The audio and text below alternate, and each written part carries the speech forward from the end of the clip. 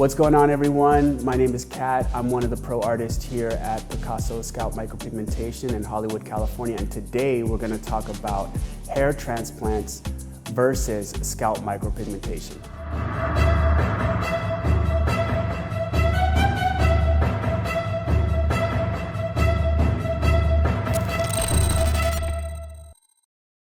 So the first thing we want to talk about is, what is a hair transplant? There's typically two types. There's the FUT and the FUE. The FUT is basically the strip scar that is extracted from the back of your head and usually leaves kind of like a smiley face scar.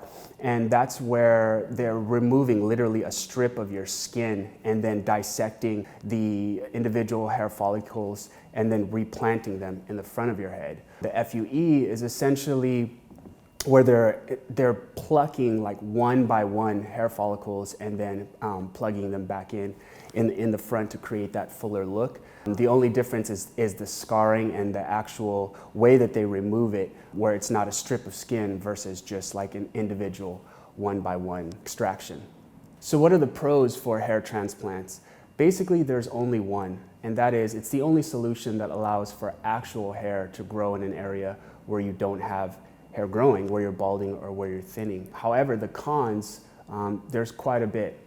Firstly, it's really expensive. The price range is typically somewhere between $8K and $30K, and so it could be a really heavy hit on your wallet. Secondly, there's scarring. You're gonna get really heavy scars, whether you get the strip scar in the back or the individual like little white circles on the back of your head from the FUE.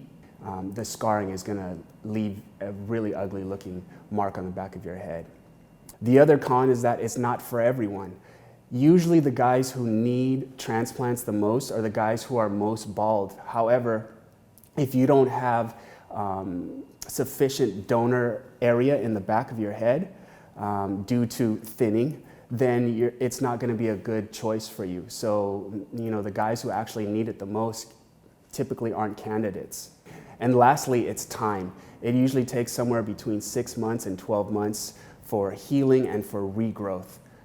And so that's obviously a major con for hair transplants. Now let's look at scalp micropigmentation. Firstly, it's cost effective.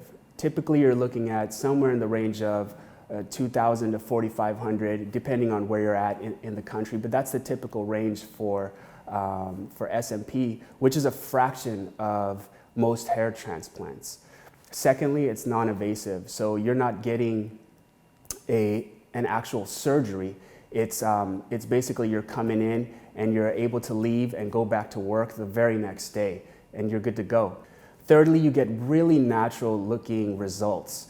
A lot of times when you get hair transplants, you can see and recognize those guys walking down the streets because it's almost like they have what looks like a doll hairline, where it's just kind of dot, dot, dot, dot, and these stringy looking hairs coming out of their head, and it looks pretty fake.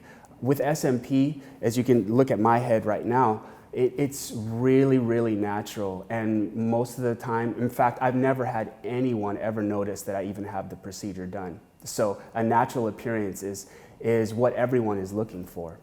Next, you get instantaneous results.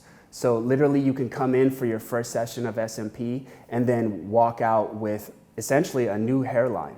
And that's not something that you're going to be able to get with hair transplants because, again, it takes quite a bit of time of healing. You're going to take time off of work and all of that.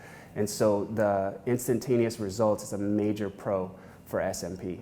I hope you got some good information today on the pros and cons of hair transplants versus SMP. If you have any questions whatsoever, make sure to hit us up in the comments below.